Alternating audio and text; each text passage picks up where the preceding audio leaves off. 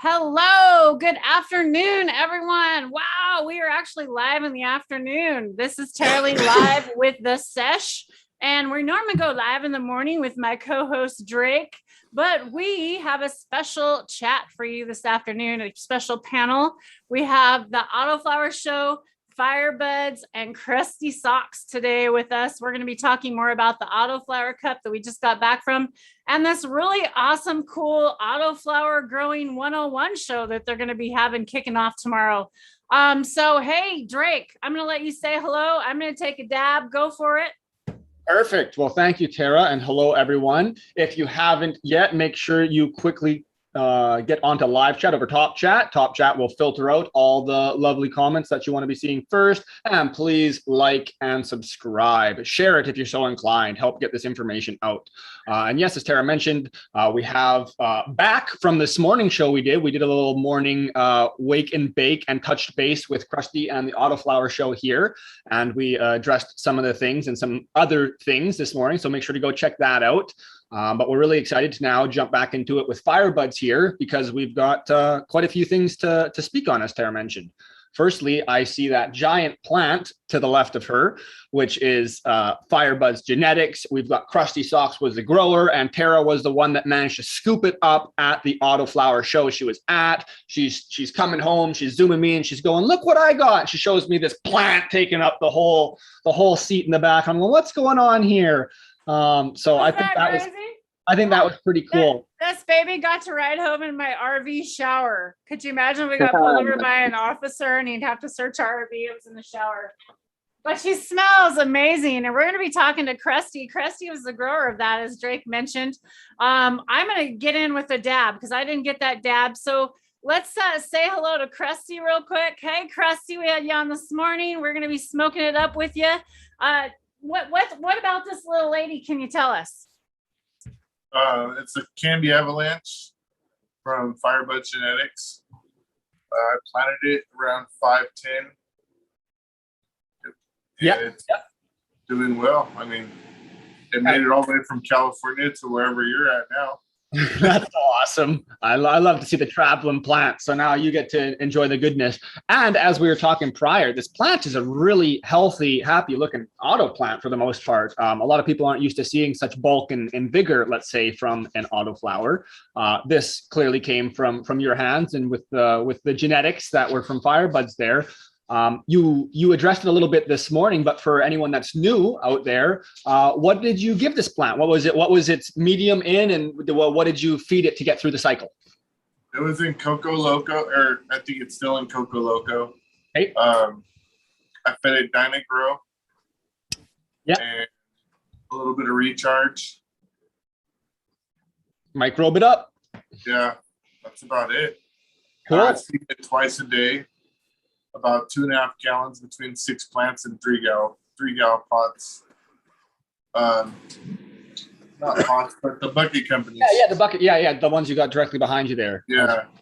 Right before. Cool. Yeah, no, that it looks awesome. And as far as to say any sort of training or topping or so on and so forth, did you do anything with this plant?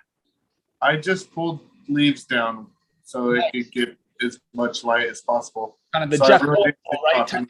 Yeah. Yeah. It was every day because they would fight to get back above the plant. But sweet.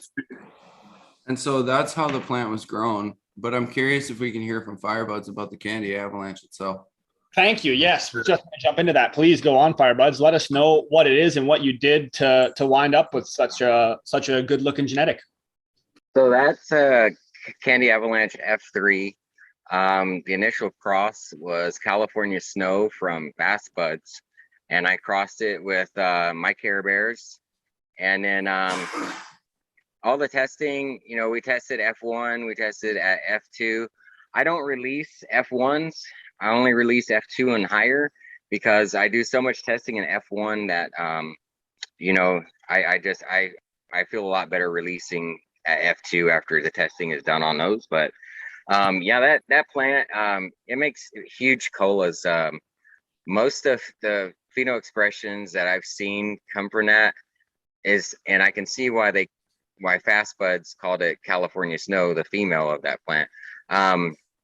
it's because the colas, they just produce big snowball looking colas. It's crazy. So that in combination with the Care Bears brought in a lot of density to the colas. And I'm pretty sure Tara can tell you those colas are pretty dense, and brought in terps as well. The terps on the California are on the Candy Avalanche. They're kind of peppery smelling. Little bit of gas. I got some lemon gassy lemon pepper like smell. And it actually even had some sweetness to it. Yes. So, and full flower, like towards the end, the best way I could describe it was like a spiced gumdrop was the best way I could describe it, because you got that peppery, spicy, smell, and then the citrus and a little bit of gas, so yeah. And it's really dense like the Care Bears. But it actually grows, I'd say, a little bit bigger than the Care Bears grows, and the colas stack a lot, I guess you could say, from the bottoms of the branch so you get big missiles, Okay. Versus the Care Bears. Some phenos will stack, all the way up the lateral branches, but a lot of times, you get just, a decent sized big cola at the end on the Care Bears. But with those Candy Avalanche, most of the times they're stacking from bottom to top. So Straight up the arm. Yeah, I'm seeing some Krusty's showing us also some really nice thick cannons over there. We got a couple nice grows we're seeing here. So This is a Candy Avalanche too. And just a caveat off what Krusty said about growing in those bucket company buckets. Those are only 3-gallon planters, So to get a plant that big out of a 3-gallon, planter is pretty good. Speaks a lot for the and the grow method, 2-gallon, he says. Look at that. Yeah. This one's a 2. Yeah. And same thing, that little beat you over the head with that. That adds some nice wobble to it when you flick that that nug. So here, I'll pop back over to you, FireBudz. If you quickly want to just, what are we looking at here? What do we got other than an extremely clean environment? What are you showing us? So in here, this is a photo period room right here, and everything in this room is from several pheno hunts that I've been doing on photo period plants. I do all my pheno hunts like in 1-gallon plant or 1-gallon bags, because it's just cheaper that way for me. But these are females that I've narrowed it down to, and then I'll flip these to flower after I transplant. They're in dire need of transplant right now. I haven't watered them, so they're all drooping and everything. I didn't want to water them before I transplant, but yeah. So after I transplant and flip these to 12-12, we'll go and dig a little deeper into which one I actually select as the keeper. I'll be pulling clones from these things, or cuts from these things, and labeling them. That way, once down the road in flower and I've got the keeper that I want, I'll have cuts of everything, and I can grow that same female out again. So, but yeah, this will probably eventually be down to 1, 2, 3, 4, 5, 6 females in here, and all these other ones that I don't select will be out of here. So, and then I'll have the one male that I selected in here with those pollinating all the selected females. So survival of the fittest. I like that. And I mean, same thing, like when you're working through like little things like letting them get a little over dry, over wet, too cold, too warm, too enough. It's all just the process, right? You got to see which plants can handle it the best and which ones are going to have adverse effects right away and which ones are just beasts. Right. And I tell you, just because I started these all from seed, none of these were from cuts. Okay. This is all from seed. And so I initially planted them in little bitty like pint-sized cups. Yep. And then, I let them dry out and let them get beat up in those. And then I transplanted them into these 1-gallon bags. When I transplanted them, I used the Bio 365 soil. It's called Bio All. And then in the holes, I put 1 teaspoon of Dino-Myco. Nice. And yeah, these things exploded with growth after that. And I'm going to do the same thing when I transplant these into 3 gallons. Same thing. I'm going to throw some Dynamico in the holes and just keep rocking out from there. Oh, that's awesome. Jess, did you quickly want to bring up the the pack that you just showed off again? I'll quickly give you a little. Oh, perfect. Thank you so much. That's fantastic. And I just see you talking there. I'll have to ask you to unmute. We muted you quickly. Jesse's like, it's dab time. It is dab time. It is. And so these plants, they've only received in the 3 weeks that they've been in these pods, they've only received like 1 dose of nutrients. And that was at a half dose, because I don't like to give them full dose to start with, just to see if, if I'm going to get any tip burning or anything like that. The soil might still have a little bit of life left to it, and I don't want to overdo it with the nutrients. So they received a half dose of the Future Harvest nutrients, and I just gave them the the Micro Grow Bloom, and then Calnesium, which is basically a CalMag solution for them. You gave them a half dose? Yeah, half dose, man. These are photo periods though? Yeah, these are photos. These are photos. I was like, that's not what I was expecting you to hear. That's not what you usually do. Yeah. I was like, yeah, what? with autoflowers, I roll with quarter doses. I don't because the soil still has a lot of nutrients. And so by the time I hit pre-flower, like around the end of May, sometimes week 3, sometimes the end of week 3, just depending on the cultivar, I'll start giving them quarter doses of nutrients. Okay. Well, speaking of just the plants and dosing and autos and photo periods, you've clearly been pretty well versed, that we can see just from the room. And prior, we saw maybe even a couple other rooms that are also just in immaculate shape. How long have you been doing this? What got you started growing, and then what got you inspired to switch over into the autos? And what got you started? We always like to know. Great question. So I started growing when I was about 15. I was in the state of Texas at the time, where it's still highly legal to grow. And so like I would get like brickweed, and we call it brickweed because it came so compressed like a brick. We have to break it down, chop it up. You get a lot of seeds. You never really knew the name of it.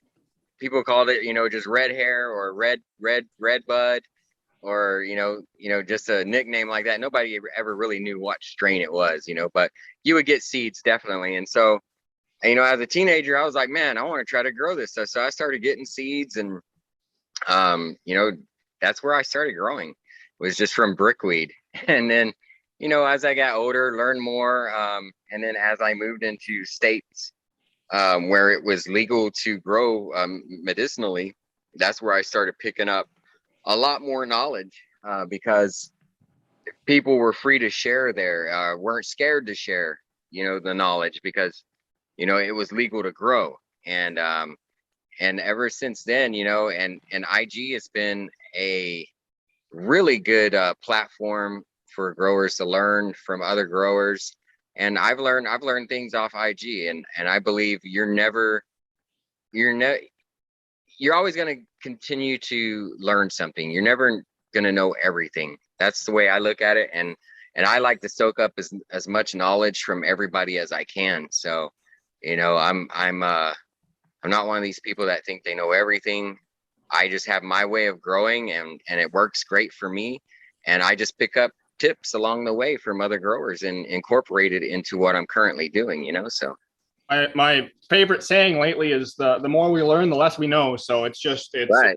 You keep an open mind and say unbiased, you're going to succeed and excel so quickly, because now that there is so many different sources and different facets to retrieve information from, you just have to find individuals that are like-minded and share similar passions, and it's incredible. So like this whole family and community that we have, all these different channels, what you guys are doing yourselves, which we're going to dip into right away with the Autoflower 101. There's just so many areas to gain this immense knowledge, and from individuals like yourself. You're just, from what you said there, it's we're talking 20 years plus grow experience, and then we've got other individuals like ourselves that have kind of only learned with like a the last handful of years, and we've learned kind of the new styles, and then we have the meshing of both worlds. And like obviously we can see here, maybe we'll dip into that a little bit before we talk about the Autoflower show, but I see some LED lights in here. That's always nice to What do you do for lighting? So yeah, the LEDs, the side lights that you see are from a company called Raymatics Lighting, and they built these models especially for me. They're all inline, so I can control them off of one 300-watt dimmer.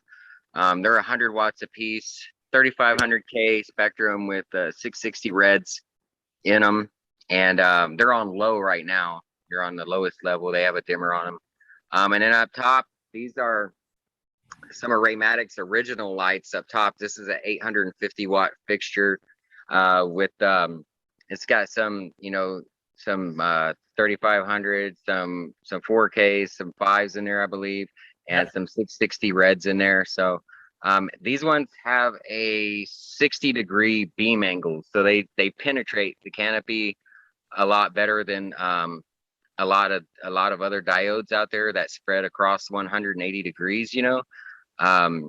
So like these penetrate a whole lot. I can actually angle these ones to fire more towards the door if I want. Like if I have plants all the way out to the front of my door, because it has that 60-degree beam angle, I can fire the lights more accurately like that, I guess you could say. But yeah, they penetrate well. This is, like I said, this is one of their first fixtures. They've moved on and created better versions of it. And I've got those as well. And yeah, man, I love the Raymatics lighting. It's they're durable. I've never had issues with them. And yeah, it works. They work. The plants love them. Wicked. Yeah, I've seen. Oh, go ahead. There was a part of Drake's question before that you left out answering, which was what got you into autoflowers? Oh yeah, what got me into autos? So I was growing outdoors in the state of Washington back in 2014, 2015, and my county made the law to where if your neighbor smelt it and they complained about it, then you had to grow indoors. You had to, you couldn't grow outdoors anymore. You had to pull it down. So that ruined it for a lot of outdoor medicinal growers. So where I was pulling, I had about 15 plants outside. I'll say 15. That's my that was my legal limit at that time. But anyways, I was pulling down like 30, 40 pounds outdoors, and I was donating to medical patients. My wife was making edibles and so forth. And when I got shoved indoors, that created a huge issue, for the patients that I was growing for. And so I was trying to figure out how I could turn faster crop, indoors, without, just doing like small seeds of green and stuff like that. And a buddy of mine was like, hey, have you checked into autoflowers? I was like, yeah, I checked into autoflowers like back in the day, but back in the day, back in the 70s when autos first came out and throughout the 80s, autoflowers grew really small. And it just wasn't worth the electricity and everything spent on growing them. But as we all know, autoflowers have improved drastically over the years. And that's what I found out when I started researching them again, because he was telling me, he's like, hey, there's this company called FireBudz. There's a company called Mephisto. You should look into it. I'm telling you, look into autoflowers. So I started looking into it. I ordered some seeds. I grew them. I liked the results I got.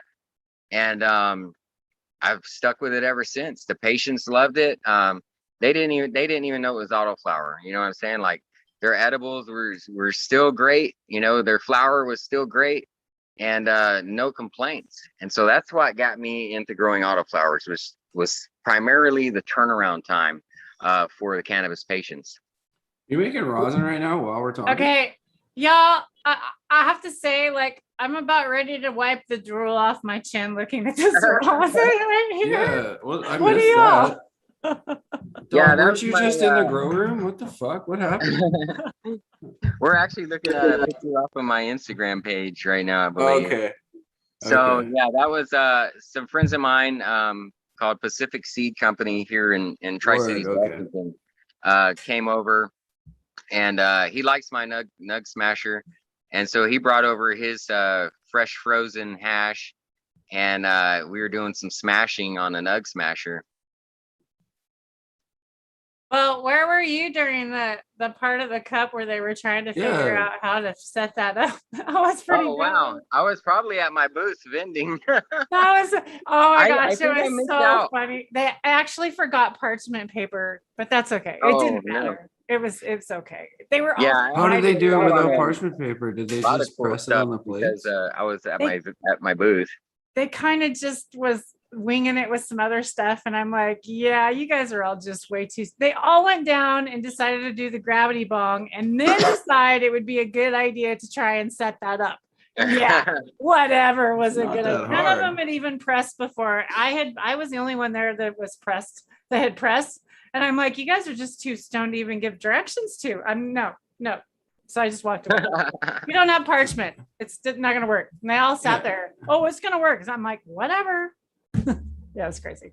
That's So, awesome. anyways, do you want to talk about maybe some of your genetics that you bred? And somehow I ended up with this Autobots auto. Maybe we should talk about what I might be popping tomorrow. I might pop a bean tomorrow with y'all. Okay, that'd be awesome. What do we got? Let's talk about what your genetics are, and if you want to drop that you sell genetics or that they can buy genetics or what you got or any deals right now, go for it. You can say whatever you want on my channel. All right, so yeah, what you got in your hands there, the Autobots, is a Skunk 47 crossed with a Super Auto Tau. That was the female, and then the male was the Care Bears. The Super Auto Tau, it made it a much bigger, taller plant. The Care Bears brought the density into everything and also cut the flowering time down. The Super Auto Tau itself usually is about 100 to 110 days if you get pure Super Auto Tau. And my opinion is, if I'm breeding autoflower genetics, I want to keep it under 90 days, because after that, I mean, I might as well just be, popping photo seeds and flowering them out, after about a week. You know what I'm saying? So I want to keep it under 90 days for autos. So I hit that with the Care Bears, and we've got it down to about 80 to 90 days on that Super Auto Tau versus 100 to 110. But you're going to get a lot of, like, most of the phenos that I ran across, the smell was like a skunk and bubble gum, and then some citrus in there. So that's pretty much what you're going to get for as far as smell goes. Those ones tested, as far as THC, they tested up in about 20%, 21%. It was like 21 on the high side and 20 on the low side. So Did you get the terpenes tested as well? Yeah, I've got the terpenes tested. I'd have to actually go pull up that test data to give you exact terps of that one. But yeah, it's going to be a tall plant. In a 3-gallon planter, like what Krusty Socks had, I've seen that plant grow to be about 5 feet tall. So, and that's in a 3-gallon. So expect bigger in a 5. So just keep that in mind if you want to purchase them. Definitely top it. That would be a good plant to top. Where can I get your genetics?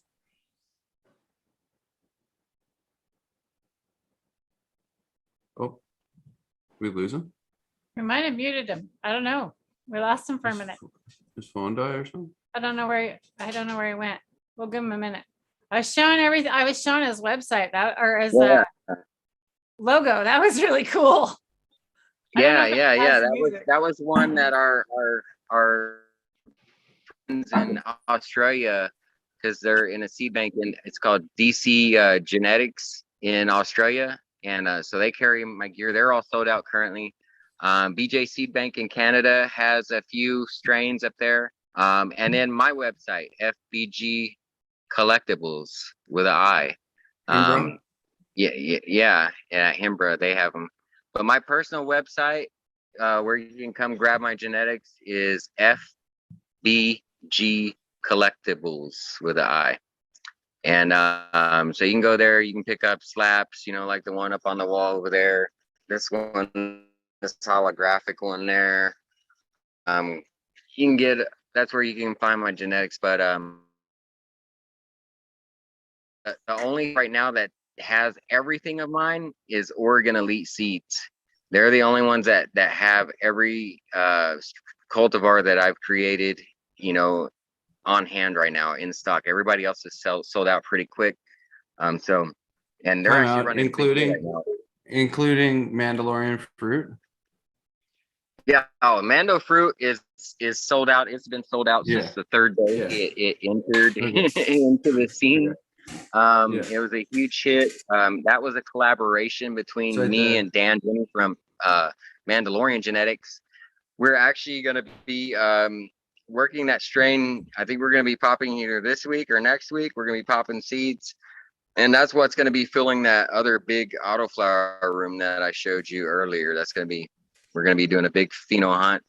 And we got some big plans for that.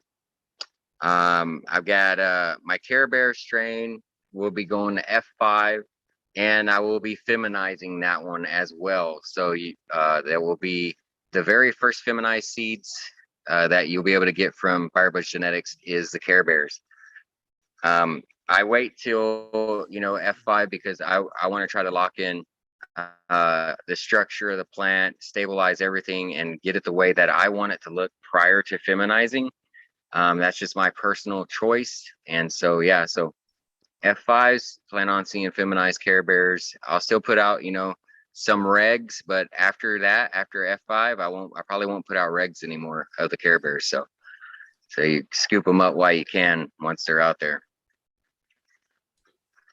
Now, we're also going to be growing the Mandalorian fruit in the class. Yeah, that's right. What space are you using for the class? The one indoors. Oh yeah, okay. Yeah, the one in the house. So the new space, that's where we'll be doing the class at. I've got it all cleaned up and ready to go. Nice. I've got my shit acclimating. Do you want to talk about the class? And yeah, do you guys want to talk about it? I just brought up your little flyer there. If you want to talk about it, go for it. Yeah. So you know, we got the host on here, Jesse B from the Autoflower Show. It will be live streamed on his Instagram. And it starts tomorrow morning at 10 o'clock. And we're going to be starting, you know, from the germination process all the way through, you know, to harvest. And basically, I'm teaching basic knowledge. You know, that's why it's called 101. It's because I'm teaching the new grower or the grower out there that's just not had any success with autoflowers. I'm teaching them basic knowledge on how to grow autoflowers, how to grow a successful autoflower crop. And, you know, just starting from simplest things like how to germinate the seeds. You know, we'll go over some LST in the class.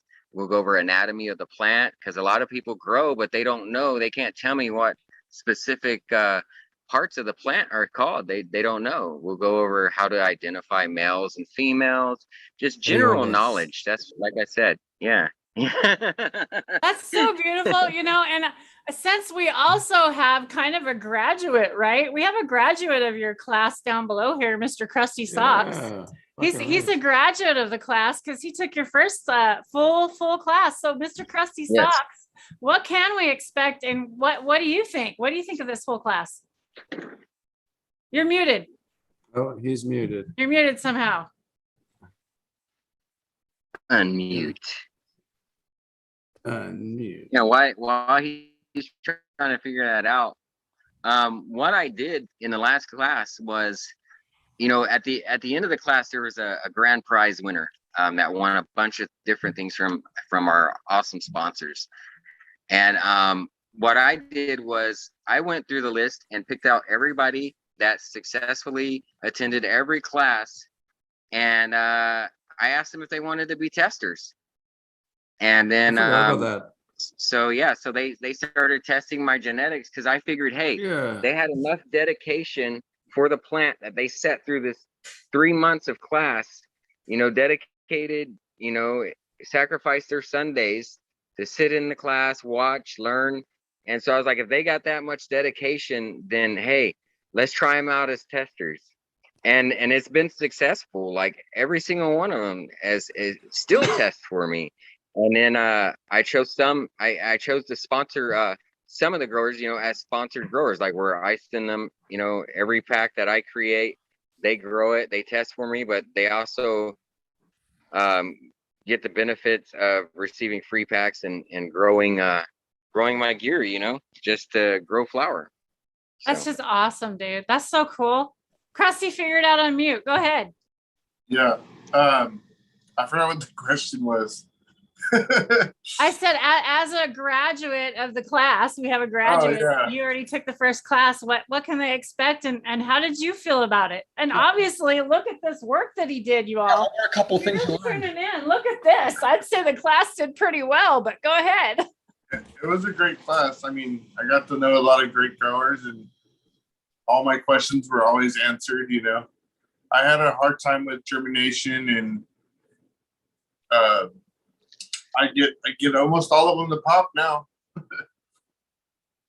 Yeah, and just the switch from say regular photoperiod plants to autos. We were talking a little prior, and like you found it helped a lot with that, and some of just the specific natures of the individual plants and the autos compared to a full term plant. Well, it Yeah, helped me that's with photos too. Totally. I was having the same problem. I would just water them too much and flush it down.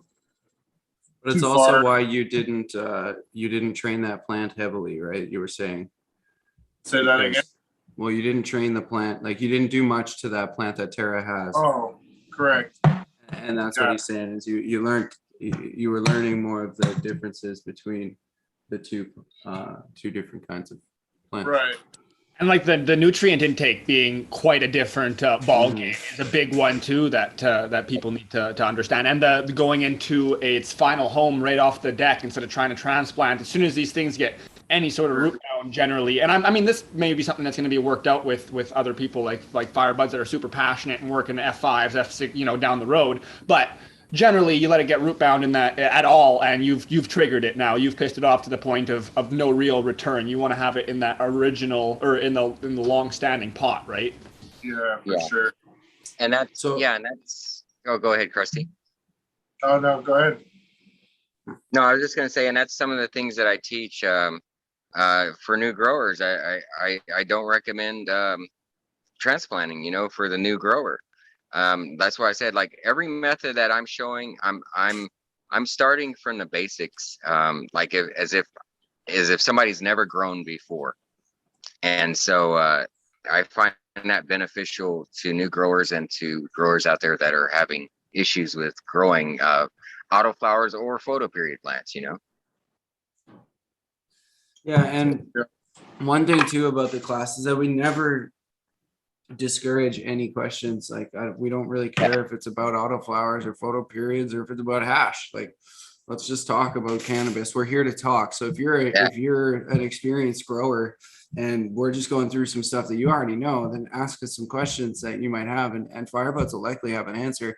I've noticed that it might even bother him a bit when he doesn't have an answer. So he's gonna go find one for you and hit and talk to you about it in the DMs afterwards. So it's a very supportive place to get answers. I think it sounds like going to be my new hash church. So, because hash So church cool. isn't happening anymore. So we got the new autoflower church going on tomorrow on Instagram.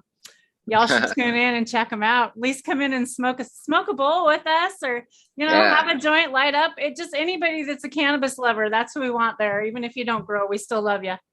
Yeah, the Definitely. only thing that we frown upon is there's going to be different people's of different grow experience and at different levels of grow experience there. So I might not be teaching the advanced, growing techniques that some people out there that do know. So, don't, if somebody has a question, somebody as a really experienced grower might think, oh, well, that's, why are they asking that? But no, we don't discourage any questions. We answer every question, no matter how small, how big it is. But the one thing that we do not like is growers haggling other growers. We don't tolerate people bashing each other in the live. We don't, tolerate arguing and fighting in the live.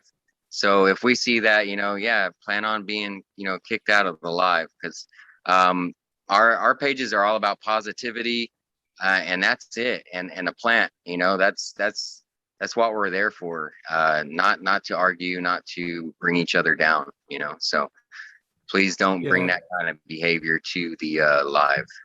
In short, no question is a stupid question. So let's just get through them all. And we can get to yours if yours might be more advanced. That's all. Like don't ripe on somebody for not knowing what you know. Right. We just try and keep it respectful. It's essentially like we'll send you to the principal's office if you're a dickhead. So basically everybody has a respect for each other.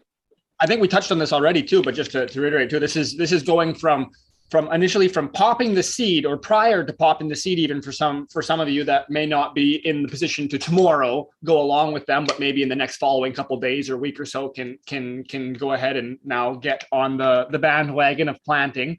But for the most part, this is going right through until after the designated plants that at least the hosts are growing finish, and then they'll be taking you through the drying process as well, which is pretty great. And as Autoflower mentioned prior, some discussion on hash or who knows what could come up along the way. So there's so much potential, and for people that even have a good understanding already, there's going to be something for you to learn and listen to.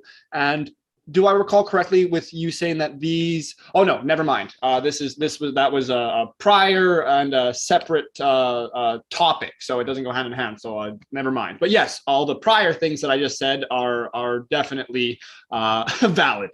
So, I have a quick question. So, okay, this is going to start from tomorrow. And when can you expect harvest? If they pop that bean tomorrow, what are we talking harvest time? Like maybe people really want to know that commitment. I'm just curious. Okay, so I haven't even. Go ahead. Sorry, you go ahead. Well, you go ahead, man, because I haven't even done the math yet. So usually with the Mando fruit, it's going 80 to 85 days. So you're looking at, almost it's going to go well into 3 months, to include the drying and trimming process, and, talk a little bit about curing. So it's going to go, probably three months, and some change. The other cultivar that we'll be growing is the Blackberry Auto from FireBudz, and that's usually sitting at around 80 days as well. So I've grown that one before. That's what I actually won the first Autoflower Cup with, was the Blackberry Auto from FireBudz. So we'll be revisiting that one for the Autoflower 101 class. Okay, so we're looking at November 28th being the final class. So I was thinking it'd be really cool. We talked about possibly, and I'm going to drop a little knowledge right here to people that are in the chat here. We were talking about doing a seed swap on New Year's Day. So we could kick off a grow maybe sometime around there to pop autoflowers as well. Then you guys would be done with this set and it'd be on to the next one. Just throwing that out there. And a general. Yeah, I don't know Jesse's schedule as far as he has a podcast and everything, but as for me, I'll be finishing up a lot of breeding projects and should have new strains available around that time as well. So that I'm interested, definitely. I think you're just talking about a one-time seed swap so that we could all have some shit to grow. Isn't that what you're thinking? Yeah, we were talking about, so maybe do it virtually on Zoom. Yeah, so a lot of people can't go across borders and stuff. And we would just have a Zoom party where we could come in here, and there's different breakout rooms. So you guys could go in and talk to a breeder if you wanted to, and he could talk about the genetics that he has up for swaps, and just offer something to people that can't make it to some of these conferences and classes, because these borders are really keeping us from some of this stuff, right? I'm international. I'll just say that. I go international, so If you're from the UK, if you're from Brazil, if you're from Mexico, if you're from Canada, Australia, it doesn't matter to me. You'll get my beans. So. Nice. Nice. Love it. That's awesome. And yeah, with doing something like that, like last year, we kind of did like the New Year's seed popping with John there. But this year, we're thinking to do the New Year's seed swapping. So then everyone kind of has like a fair amount of time to plant in the following spring for their outdoor crops. So, we'll be able to swap, get everything ready, get everything set up. Certain people will be able to also plant right away, like Tara's saying, which will be great. And, people that have an indoor system and are able to on with that, but other people that aren't so fortunate, maybe only have outdoors, will still have gear to work with for the following summer. And if you're like me, who's in the Pacific Northwest, I'm going to be real happy to run a bunch of autos in between my full terms, just so I get some guaranteed rain-free harvest. Right. Rain-free, and Jesse, like as far as the class goes, Jesse's on like just about every platform there is. I'll let Jesse talk about it. Yeah, he can tell you about it. Word. So, I mean, I touched on it earlier this morning. That's why I wanted to hear your perspective of it earlier. But yeah, so the class, we do it on Sundays, and then after that, I edit them down. I put the classes together, put a little intro in front of it, outro in the end, and I put a commercial in it from one of the sponsors, and then I put it on Spotify and 10 other platforms. I couldn't even list them all. Because I can't remember all the names. That's where I just stuffed my foot in my mouth because I didn't want to overstate because I thought I might have remembered incorrectly. But I was about to say, I'm pretty sure all these are available on a plethora of different platforms after the show is completed. So, if you're not fortunate to make it live, you can still, or maybe you are too busy and you already have a good understanding in your mind. But this way you can listen to it on Spotify while you're doing something else and you'll catch those really key tips because from people that have experience and working with different cultivars and doing different styles. And even from the newest growers, sometimes you learn some of the most important things as a veteran grower, because you're able to look and see things with a different perspective. And sometimes their successes randomly or their mistakes really open things up. So it's fantastic for everyone on all levels for sure. And to add to that a bit too, so we do them on Instagram Live, and then directly afterwards, I share them to the IGTV. So I know it chews up data, like you can't save it, download it like you can on Spotify, but you can actually just go listen to it without watching and catch those tips immediately afterwards. And then as soon as I get the time, I edit them out. Now I've been trying to get this done. I got 3 episodes to do before to catch up on, so hopefully I can get that done this week, and then by next Sunday I would like to have them out on Spotify within the week that they kind of come out, so that's you're on Spotify only a week behind. That's the best I think I can do, but we'll see. I might just take the entire Sundays to do it and then edit them right then and there and get them out, because that would be the best for the audience. But it's a matter of whether or not I can pull the time together. And it's a lot. People don't realize if they've never done any editing. I'm sure at this point people realize what editing takes, so we don't got to tell them it takes a little bit sometimes. Honestly, why do you think I do lives and no editing? Hello. Yeah. That being said, I like the interest of somebody who's a real podcast producer for this project is definitely there. So if you guys know anybody, definitely let me know. Because having somebody who's like a professional podcast producer or knows the ropes a little bit more than I do would take this quite a bit farther.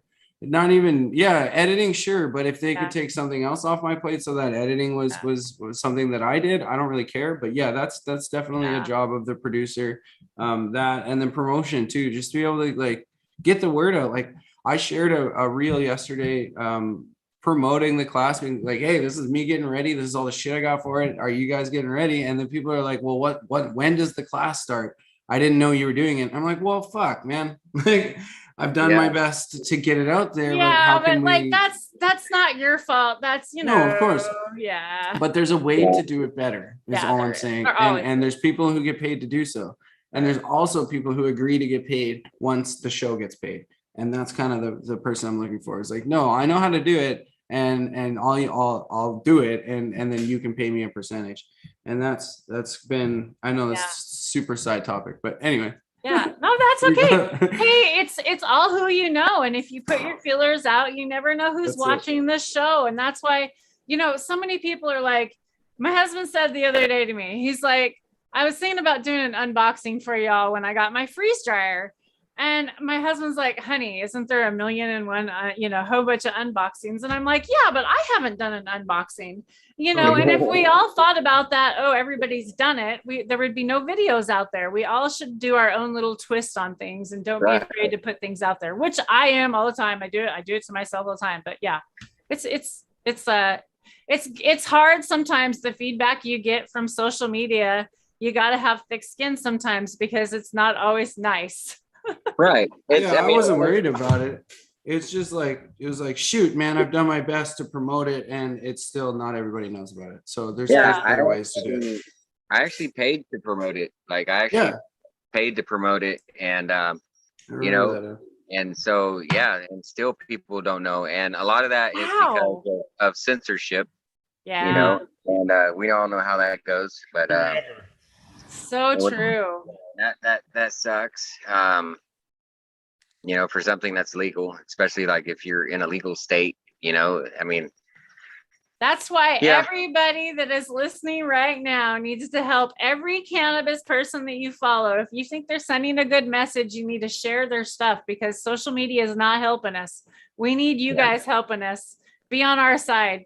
Help us out. That's a huge point. Like, a lot of people think, the best way or the only way to support my friends, content creators, whether they're musicians or podcasts or whatever it is to buy their shit. And that's not true. Sharing and commenting and liking and all that stuff is super, super helpful to just drive the project. So right.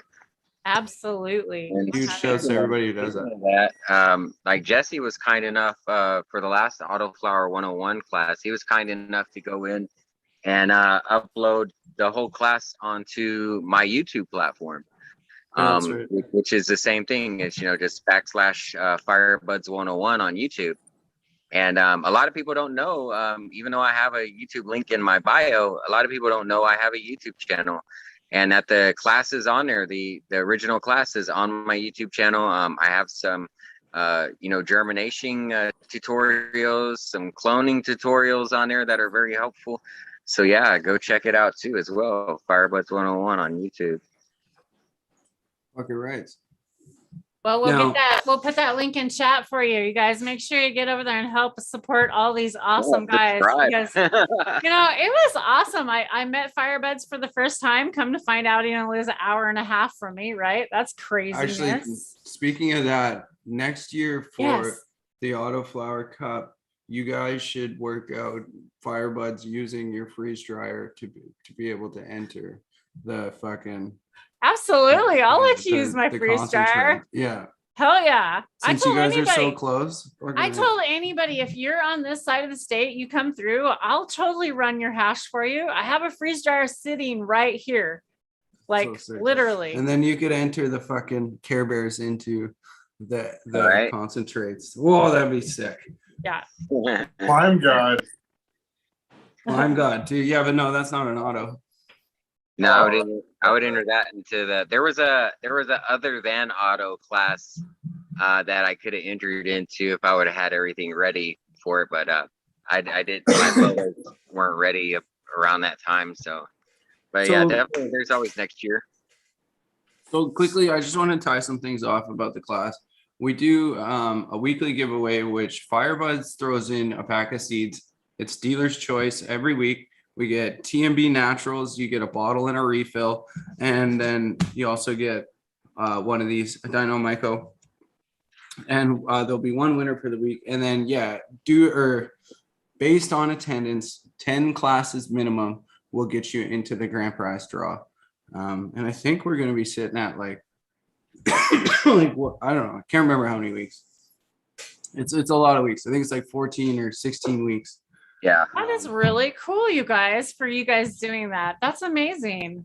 Yeah, shout out to the sponsors though. Without 100%. The sponsors, we wouldn't be able to do that. Yeah, I'd be able to give out packs, but like all the other cool stuff that the sponsors have thrown in and the support that they've shown the class, and return sponsors from last season, the support is just overwhelming, and you know, I can't say it enough. Thank you to all the sponsors out there that have supported this. Yeah, and so just so everybody knows, the list is it's so the class with the two title sponsors are TMB Naturals and Dino Myco. And then we've got Future Harvest Development, Trim Bag, Honor Cannabis, which are some pretty heady pots. I love their shit. And FireBudz Genetics, Microbial Mass, which is awesome as well. FGI Lighting, and I think that's it. Yep, that's it. And so I went with a smaller list of 8 sponsors this year, just so we could keep it kind of a tighter knit family of everybody who's already supported the show. It was an easy yes for them and an easy ask for me. And that's kind of why we went about it. And they've also, most of them support FireBudz as well.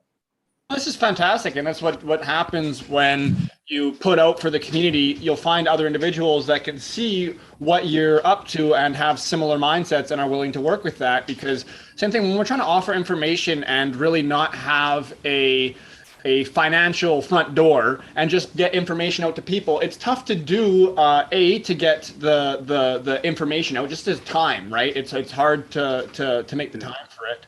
But then same thing, it's like you can only do so much as each individual. So when we're able to find these different peoples that have different positions at companies or run these companies and have similar beliefs, and they're able to step in and work with it, then you're able to really offer quite a bit more.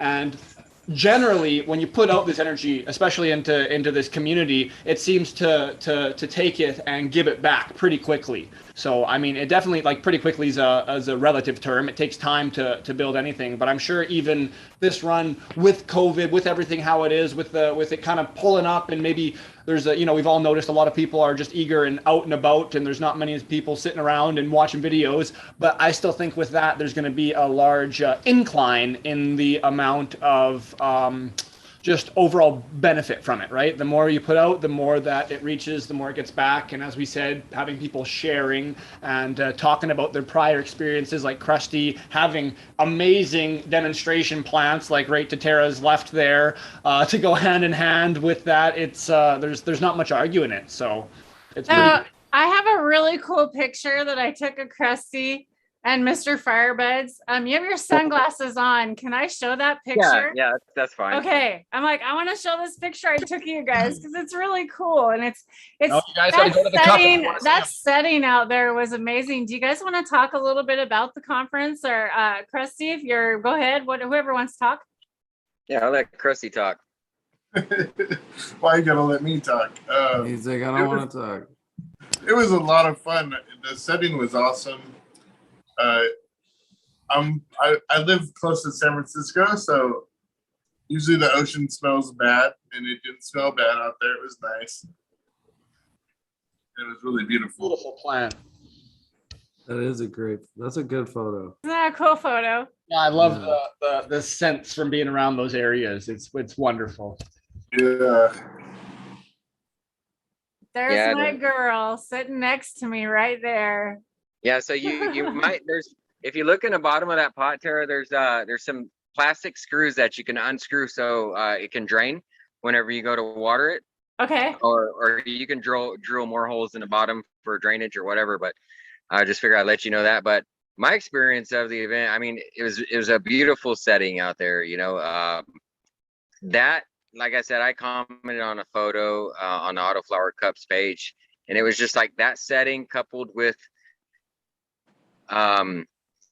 the community that was there, the knowledge that was within the community, the overall love for the plant that everybody shared that was there, and and everybody's just everybody was friendly, everybody was helpful, there was a lot of knowledgeable people, and it just made for a really, really good time. Sure. Exactly. It was beautiful. Shout out to Chef Perosi and Carla for putting that event on and going to the the things that they went through to be able to put on an event like that for everybody. It was really awesome. Shout out to all of those volunteers. Alex, was he just not a cool guy? Alex, the guy we sang happy birthday to on the last day, he was so cool. And like all the helpers were so cool and chilled, and like it was so laid back. It was so relaxing and just amazing. And to have that kind of weather on the coast, we literally had no rain. Like that's Right. kind of amazing there on the hood there. Yeah, I You live know. on Vancouver Island. We've had very little rain this year. It's kind of weird. That's yet bad because of the fires, but yet, Yeah, yeah, gosh. weird. Yeah, So- I was able gonna to go ask. oyster hunting. It was I was cool. gonna ask about the food. The guy's name is Chef Carosi. How was the food? Amazing. It literally was the best food at any event I've ever been to. Bragging about it the whole time, honestly. Yeah, first thing she said. I look at, like, I even have the menu right here on the hemp She still paper got the that was menu. printed. That's fire. Never Like- forget. Like it was really amazing. Pretty And good. I'm not a person that likes oysters, and his oysters were good. Like, yeah, I bought 20 of them, or what, or no, I got a dozen. It was $20 for a full dozen of plate of oysters. Who could, God, that's cheap. And they were amazing. Yeah, it was good. I thought you were gonna say that's expensive. I was like, that sounds pretty affordable. No, the whole event was like affordable, and that's what I really want to commend them on.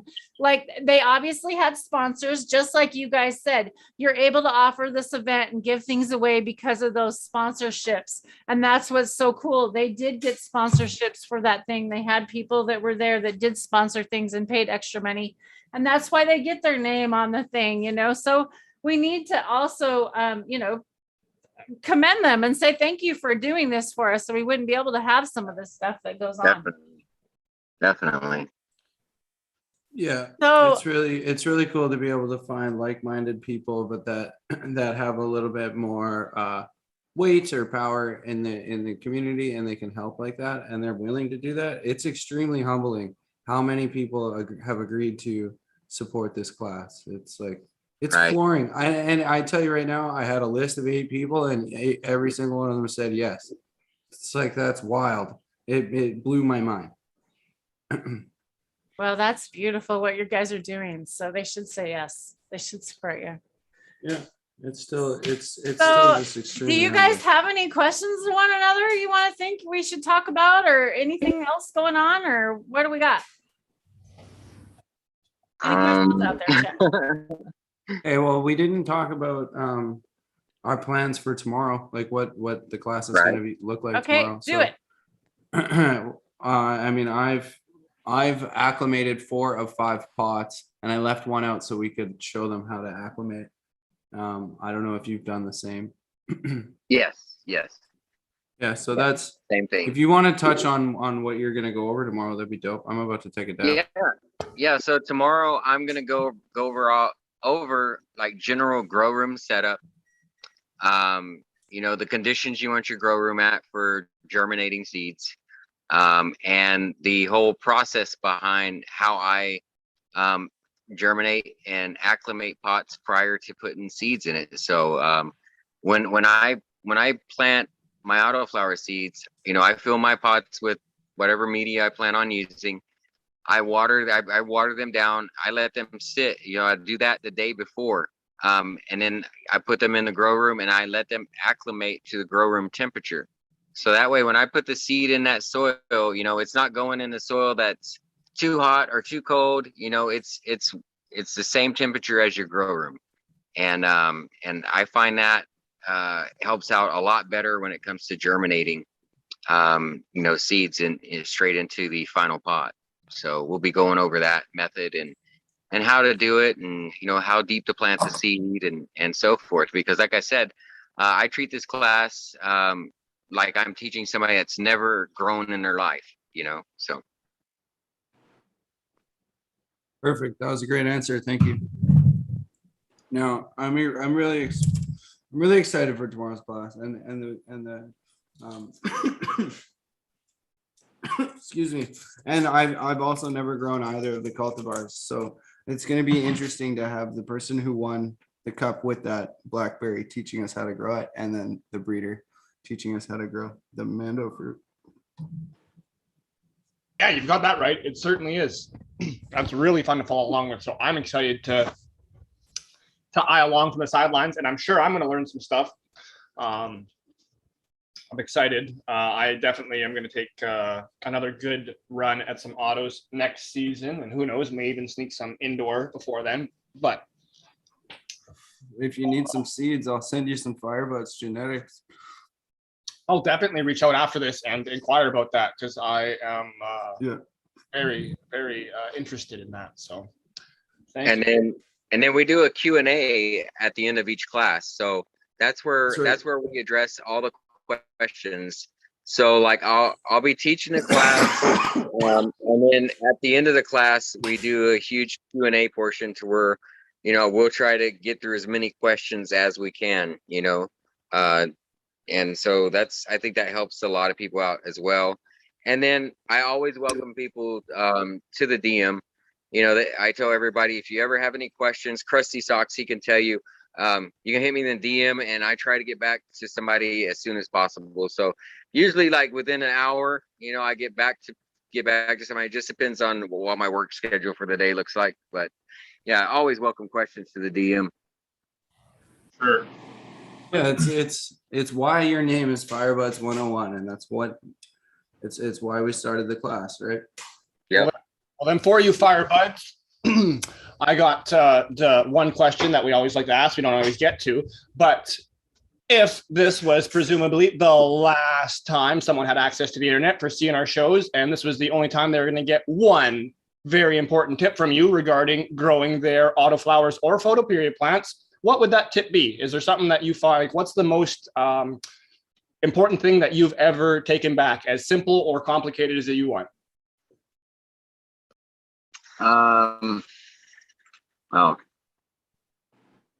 So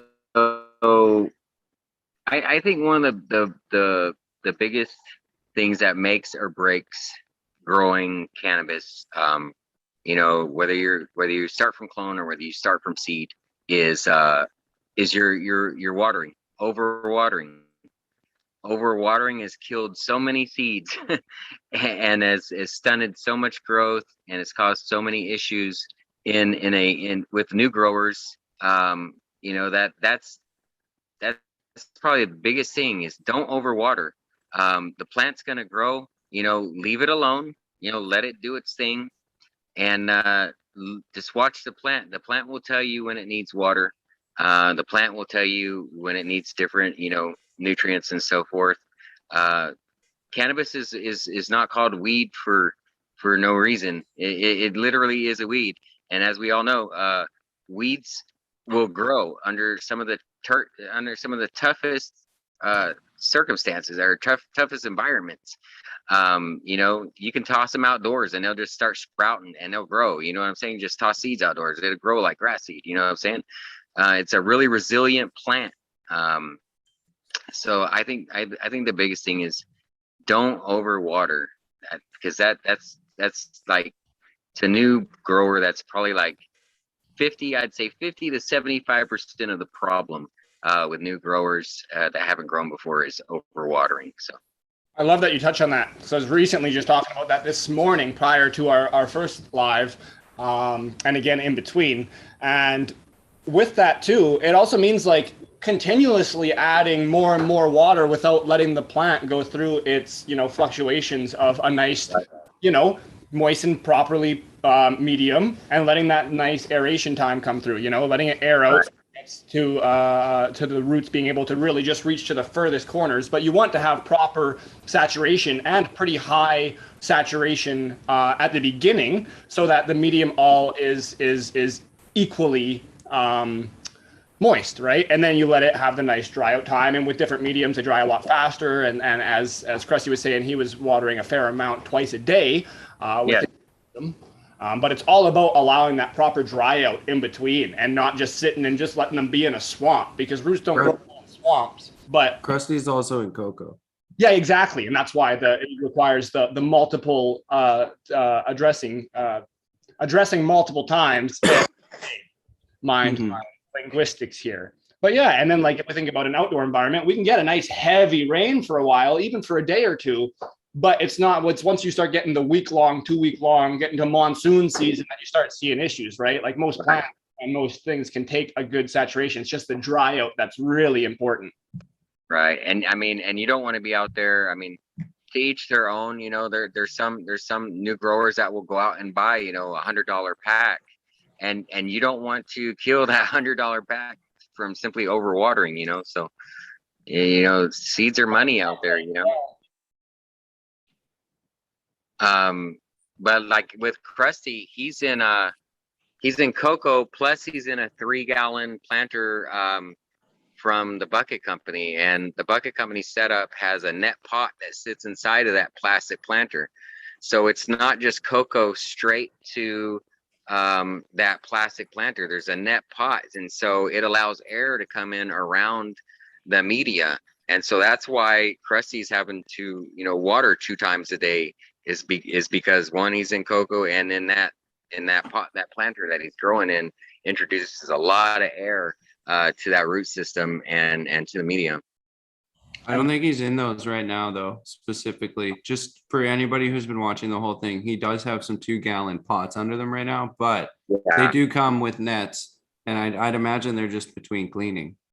So the candy avalanche that he brought out there to the cup, that had been in the 3-gallon planter, and that's why I had to put it in that bigger pot that Tara has that it's in right now, is because it had that, you know, that tapered shape to the pot, and it was so top heavy that it wanted to tip over. So I transplanted it into that bigger pot out there at the cup, did a little bit of LST to it, a little, you know, defoliated a little bit here and there. But Krusty did an awesome job growing that, especially in a 3-gallon planter. I mean, he took well care. I mean, you can see his plants right now, and they're beasts. You know? Yeah. Why don't you you were gonna show her sister? Do you want to show her sister there? Yeah, show her sister, Krusty. Yeah, and you can tell the guys what you got going on. I got you spotlighted now. These are all testers for FireBudz. Moonspell are these ones. I don't really know. I'd have to look at their tags. But this is the candy avalanche that you're growing. That was started at the same time. But she grew real tall. So huge. Yeah. Look at that nug. But I mean, these are all her nugs. These are all from that one plant. And that thing is just a monster. It's like a football. Yeah. One thing we haven't talked about is what light schedule you recommend for your genetics, FireBudz. So when I breed under 24 hours of light. Since I've been growing autoflowers, I've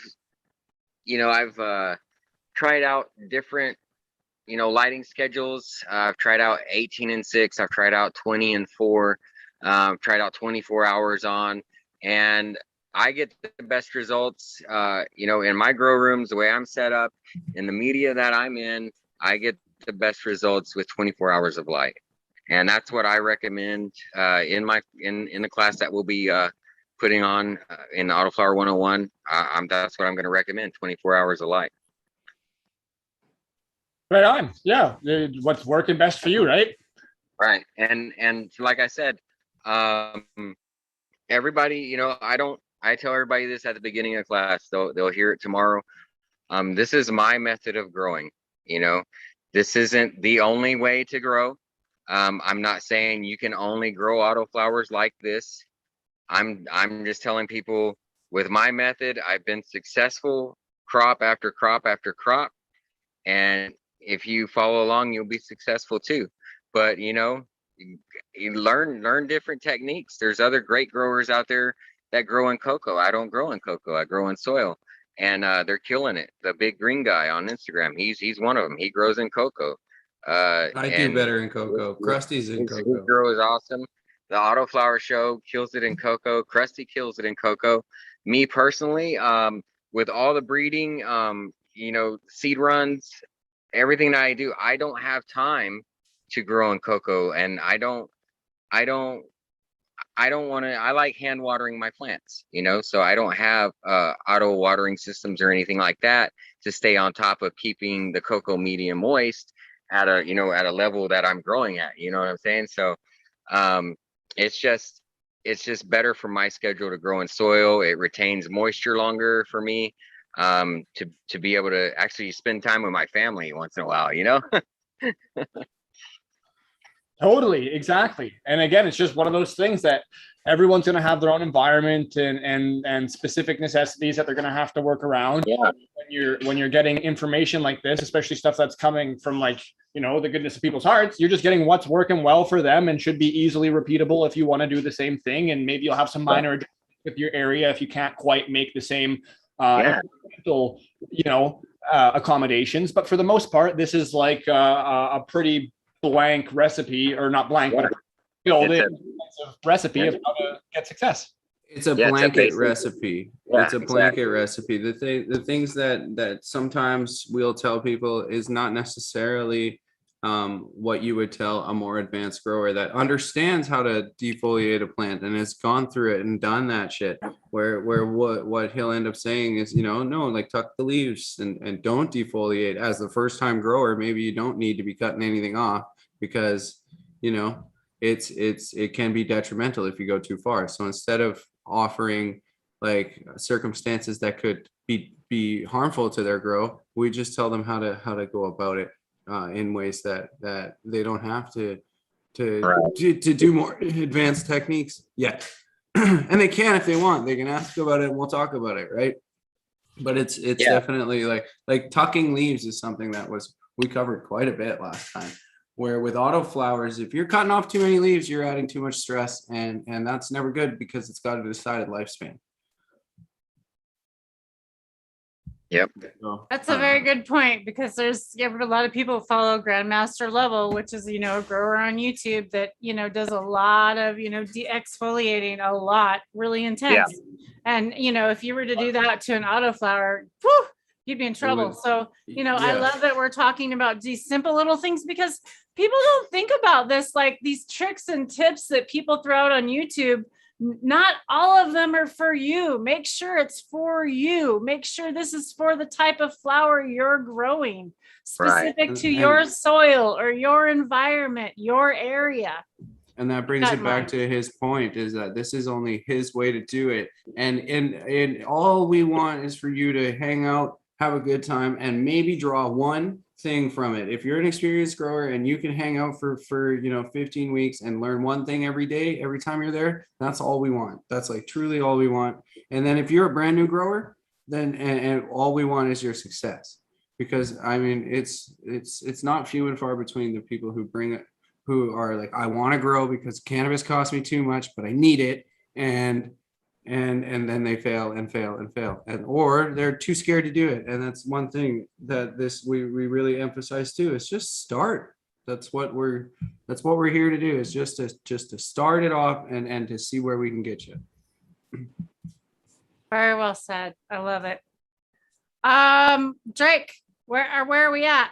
Well, I would just say, I'm going to do a final dab and get ready. If anyone else on the panel and out in chat want to join us, please do. For anyone that is a little fresher to the stream, I'll throw it to you, Autoflower Show, because you're just killer at nailing it off prior to heating up here. What are you doing tomorrow morning, and how do they find it?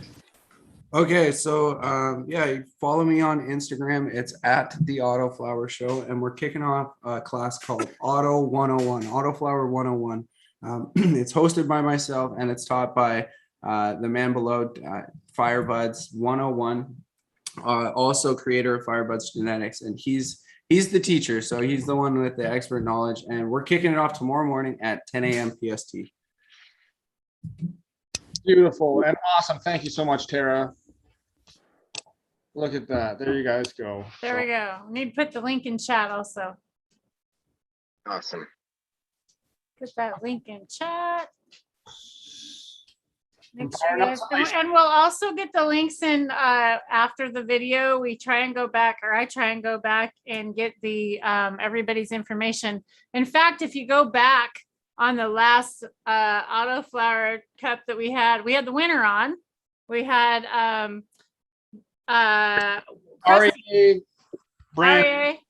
Cressy. And then we listed everybody, like all the sponsors and all the winners and everybody after that. So you guys can go back and look at all those just so you know, and you can catch all their, I think all their Instagrams should be on there. If they're not, I got to get those listed on there as well. Right. But I think Instagram's the best way really to keep in contact, I think, for weed people, it seems. Damn. It definitely takes up most of my time. Yeah.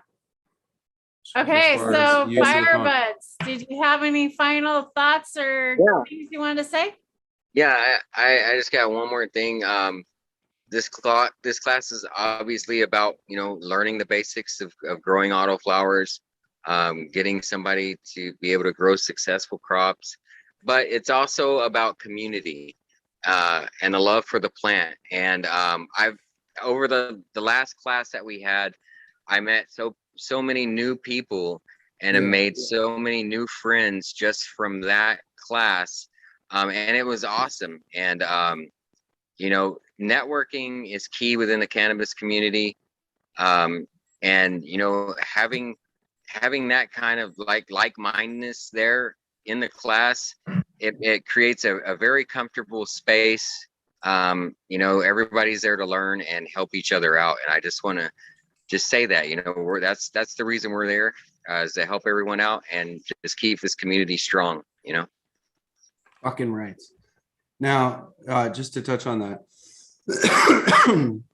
the community that has come from it, I like to call it the auto colony, because we're all just a bunch of worker bees, and we all got our blue collars on, or whatever that is, and we're all just trying to grow our medicine and get through. And that's the vibe has been really living room hangouts with the homies, and I've made a lot of close friends since starting the show and doing the class. That's super cool. It's what it's about. The community, that's what we're doing here. We just want to get information and throw it out at you as soon as we get it. When we meet new, awesome, like-minded individuals, we want to bring them on and share what they're up to, just so great things like this can be spread far and wide. Because it's not too often we're finding a ton of people trying to give out good free information and just help people learn and succeed and get like a nice sweet taste in your mouth right off the bat, instead of failing and not wanting to get back up because you got 100 other things that you're doing. And it makes things so much better to be able to knock things off without a hitch. And when you're able to do it side by side with veterans, it's that much easier to achieve that. Right. Awesome. Yeah. So special shouts goes out to FireBudz. Really, the class wouldn't be possible without the sponsors or myself, but without him, we wouldn't have somebody to teach it. And I've tried to do it with somebody else, and it doesn't work out the same.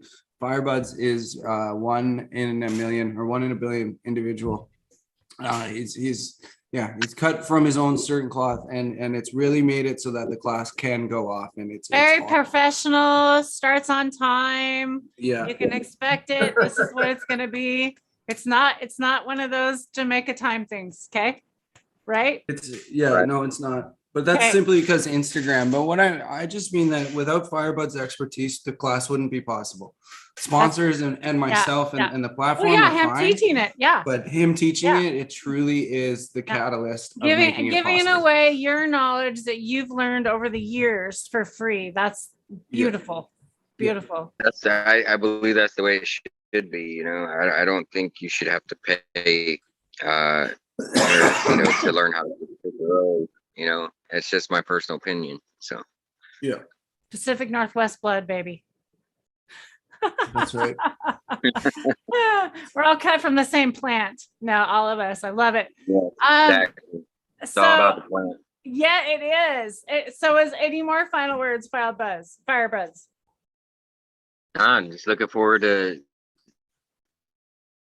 seeing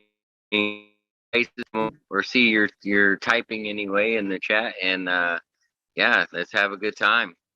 It's going to be great. We'll definitely have to do an update at some time if we can sneak away you busy individuals. I know it's not necessarily the most feasible thing, but we'll be trying. So for everyone out there watching, we'll try and get them back and get an update. But you should all know how it's going yourself, because you'll be tuning in, watching along. That's right. And shout out Krusty for that. Just that beautiful plant. That's to Tara's left there. Again, for anyone just tuning in, it's FireBudz genetics grown by Krusty and somehow at Tara's house. What's going on here? Isn't that crazy? Beautiful Like, plant. isn't that? You know what? I have to spotlight this lady for just a minute. Like, did you spotlight her? Like, look at this. Like, it is chunky. Like, look at this baby. And it's done some traveling. It's seen some things, you know. It's like 3.5 feet tall. That thing's pretty big. That's chunky. And she smells. I love her. I love her. She's beautiful. Beautiful. I thank you very much, you guys, for this beautiful gift that I have, because you guys donated her to the auction that I came home with her, and I came home with some seeds. So it's going to be amazing to pop those beans and have some autoflowers and learn how to grow autoflowers from you guys. That'll be really cool. And I can't believe you didn't top that thing. I would have guessed you would have topped her, but look at her. She's just stacked. It's amazing. That's natural structure. Wow. Again, we really appreciate the time that you guys have allotted for us, especially you, Krusty, and Autoflower there coming on twice today. Twice today, yeah. Our session for the Wake and the Bacon. But yeah. Krusty, yeah. Any final thoughts, Krusty? Anything you're good? I'll Peace see you out. guys in the class tomorrow. I mean, I have a lot of stuff to get done before tomorrow, so yeah. All right. Yeah. We better let you get a whole started. nother. Okay. Yeah. I'm starting Everybody to have hype yourselves about it. Yeah, you got buckets to fill, man. fucking rights. And I got a shower to take and a dinner to go to. Okay. So I And gotta Mr. run too, guys. Autoflower, thanks very much. And we'll see Yeah. y'all probably tomorrow at the class. Yeah, I hope to see you guys Thank there. you. Have a great day. Thanks for your time too. everybody. Of course. Cheers. Much love. Yeah. Peace. As always, peace and love, y'all. And we will see you on the next live. We will be back live on what's today? Gosh, I'm all confused because we did 2 lives today. Today is We'll be Saturday. back on Wednesday. We'll be back on Wednesday morning at 9 a.m. Pacific, unless we have some other surprise pop up. Who knows? We love hanging out with y'all. So have a fantastic day. As always, FireBudz is amazing hanging out with you and everybody else on the show today. Krusty was amazing. And the Autoflower Grow Show, go check them out. We will put the links down below. Love y'all. Peace and love. See you on the next side.